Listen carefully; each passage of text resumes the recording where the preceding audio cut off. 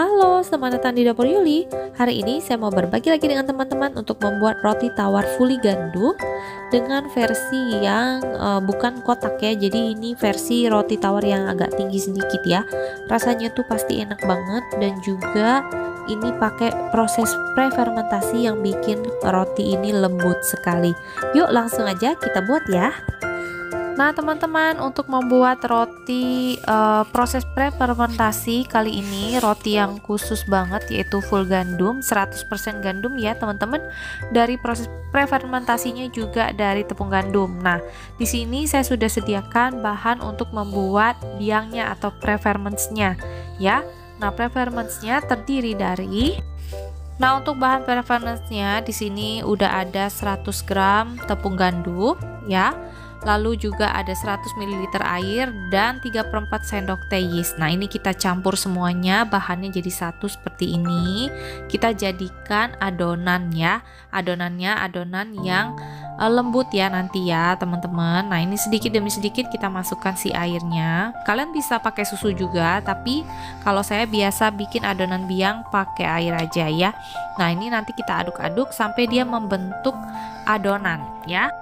Nah kita aduk terus sampai dia menjadi adonan seperti ini ya teman-teman. Nah dia lembut sekali, nggak utuh sama sekali, dia masih agak sedikit encer, tapi ini nggak masalah sama sekali ya teman-teman ya. Memang komposisinya harus seperti ini. Nah ini akan kita tutup dengan plastik wrap, lalu kita biarkan 3 jam ya. Nah teman-teman ini udah 3 jam hasil dari si preferments-nya ini kayak gini ya. Saya buka ya, tuh dia udah jadi banget, udah ngembang, udah berbuih gitu adonannya ya, udah naik.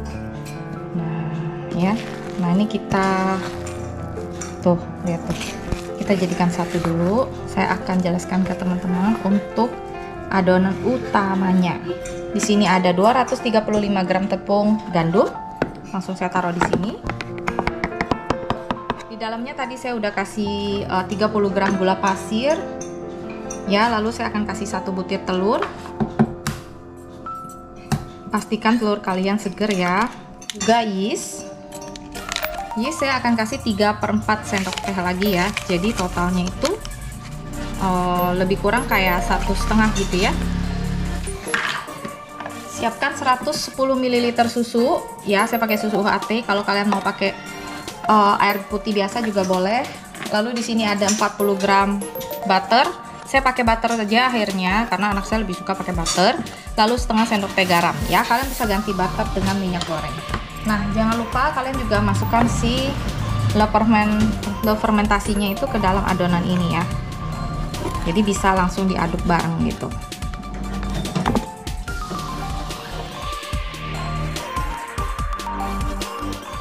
Nah teman-teman, langsung aja kita kocok. Setelah kita masukkan adonan preference-nya, ini kita kocok sambil kita masukkan si susunya perlahan-lahan ya teman-teman, sampai konsistensinya pas ya. Nah teman-teman, ini langsung kita masukkan aja si butternya ke dalam sini. Ini ya. Nah teman-teman, ini udah kita masukkan si menteganya sama garam, maka langsung kita kocok lagi sampai dia kalis elastis dan window pan ya gitu ya. Kita akan coba dulu olesi tangan dengan minyak ya, lalu kita akan coba ambil adonannya seperti ini. Pakai minyak supaya nggak lengket, ditambah juga nggak membuat adonan jadi keras ya. Kalau kalian mau pakai tepung boleh, tapi nanti adonannya bisa berubah lagi teksturnya karena ini tepung gandum ya. Nah tuh udah elastis banget, udah nerawang juga tuh ya. Ini waktunya kita proofing yang pertama teman-teman. Nih jadinya kayak gini nih adonannya nih teman-teman. Nah udah dikeluarin dari mixernya, jadinya seperti ini. Kita langsung masukkan ke dalam si baskom ya. Nah kayak gini ya, kondisinya dia masih lembut sekali, masih agak lengket dikit, nggak apa-apa, nggak usah ditambahin apa-apa lagi karena nanti pun akan jadinya nggak lengket lagi ya. Nah ini seperti ini. Kita tutup dengan wrapping atau dengan anduk bersih ya. Nah lalu kita biarkan 1,5 jam. Oke. Nah teman-teman, ini udah lebih kurang satu jaman ya. Udah gede banget. Ini kita kempeskan dulu, ini minyak goreng ya. Jadi tangan kasih minyak goreng, kempeskan adonannya seperti ini. Tempat ini juga kita kasih minyak goreng dikit supaya nggak lengket. Nah, seperti ini. Nah, teman-teman, ini kita ulen dengan tangan dulu sebentar, keluarkan semua udara yang tersisa di dalam adonan ini ya. Nah, cara membuat roti ini juga gampang banget seperti biasa yang suka saya sering bagikan ke teman-teman. Ini tinggal ambil rolling pin aja. Rolling pinnya kita kasih minyak goreng juga supaya nggak lengket ya.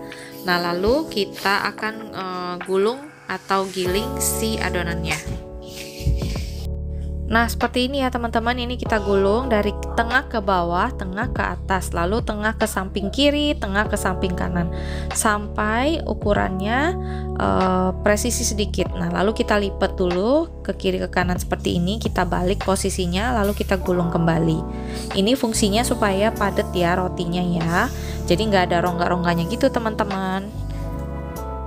Nah, lalu ini kita akan gulung lagi seperti ini, sesuaikan dengan loyang yang sudah kita sediakan.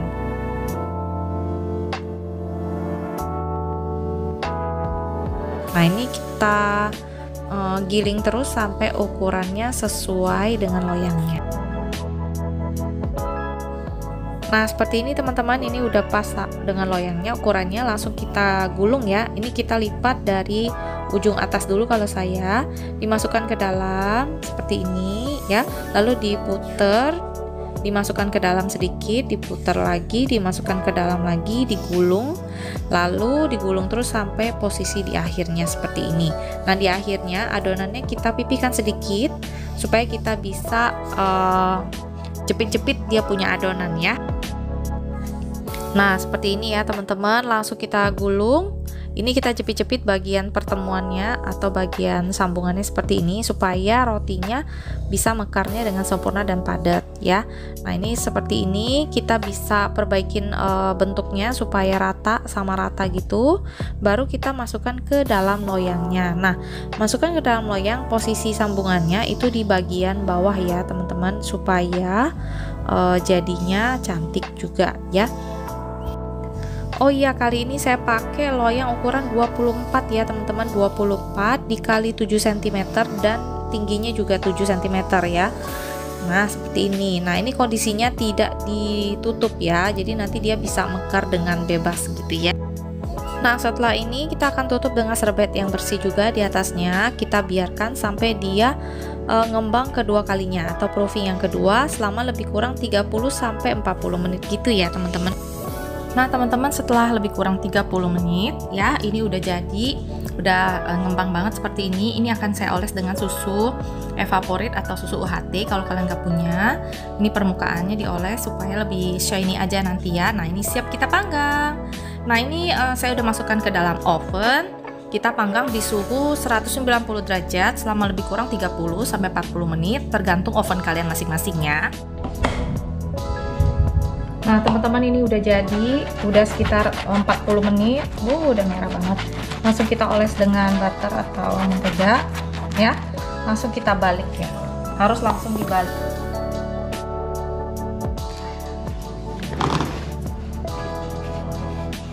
Nah,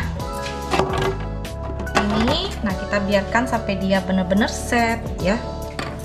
Nah, ini akan kita tunggu sampai set ya teman-teman, harus sampai set supaya dia enggak mengkerut ya. Nah, teman-teman, ini udah set banget. Ini akan saya potong, kasih teman-teman lihat dalamnya kayak apa. Ini udah lembut sekali ya teman-teman. Ini karena loyangnya kurang lebar, saya pakai loyang 7 cm, jadinya bentuknya juga agak kecil ya. Tapi nggak apa-apa, ini akan saya potong, kasih teman-teman lihat. Kalau kalian pakai loyang 22 gitu atau yang lebih lebar, itu lebih bagus lagi ya. Dia tuh lembut sekali teman-teman. Ini udah set banget, udah dari tadi sore jadinya ya. Nah, ini saya akan potong, kasih teman-teman lihat dalamnya kayak apa.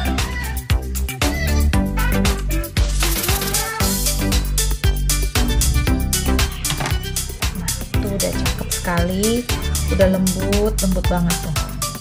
Nah, ya, terus dalamnya juga cakep ya. Ini full gandum loh ya teman-teman, jadi enak sekali ya. Kalian bisa coba di rumah resep ini, enak banget. Dan tentu saja lebih sehat daripada yang ada gluten, yang banyak glutennya ya. Nah, nih tuh Enak banget, cakep banget jadinya ya. Oke, nah sampai di sini dulu resep dari saya hari ini. Semoga resep ini bisa jadi inspirasi buat teman-teman sekalian untuk bikin roti yang enak dan juga bergizi buat keluarga. Sampai jumpa di resep berikutnya. Jangan lupa untuk subscribe, like, dan share. Dadah!